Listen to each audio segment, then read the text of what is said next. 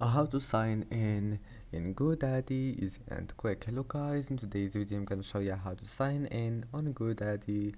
First open your browser, and now once you're here, click on this one here in the top corner and then click create an account.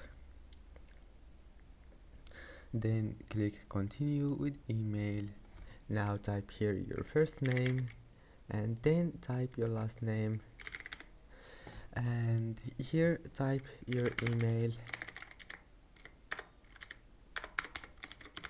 and now type here your username, uh, and then type your password,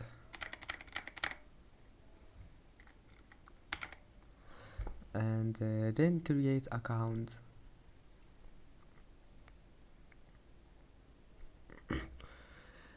And